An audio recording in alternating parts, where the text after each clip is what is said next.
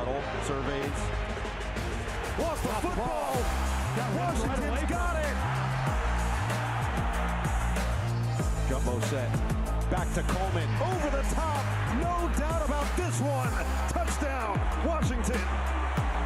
The fans can feel it. Redemption here in Seattle.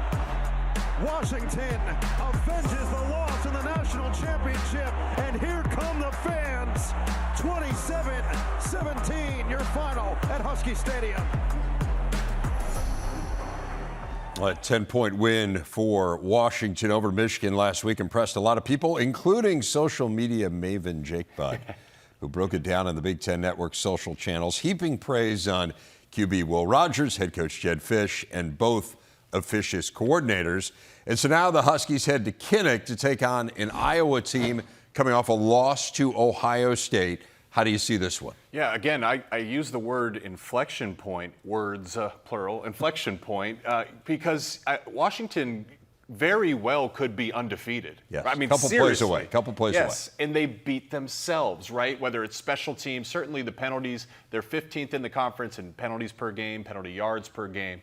Last week versus Michigan, 2 penalties for 20 yards, so they cleaned it up. Of course, what's fun about this matchup is, you know, when you're playing Iowa on the road, you can't beat yourself. That's how Iowa wins. So they got a decision to make in terms of what they want the rest of the season to be. They could be an 8-9 win team, but it starts this weekend. And for Will Rogers, we talked a ton about Curtis Rourke. Obviously, Dylan Gabriel is the easy pick for best.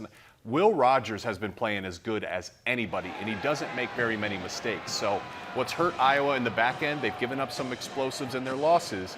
Will Rogers is a quarterback that's willing and able to take advantage of that. That's the thing that really stands out to me about Iowa. I know everyone wants to talk about the offense and the quarterback, and we can get into that if you want to, but to me, the thing that's surprising about Iowa is how vulnerable they have been to the pass. I mean, they're 85th in the nation, Jake, in pass efficiency defense. They were 4th last year, and they are consistently, as we know, year in and year out, one of the toughest teams to move the ball on, period, in the country. You certainly don't gash them for big plays, but we have seen that quite a bit this year. How do you see that matchup? I mean, is that something Will Rogers can take advantage of? Is it something that Iowa can shore up? I mean, it doesn't feel like it can be structural, right? Because they've done the same thing year in and year out. So what is it? Yeah, what's interesting, too, is Iowa return. That's an experienced defense, too, I know. of guys that were productive and talented last year.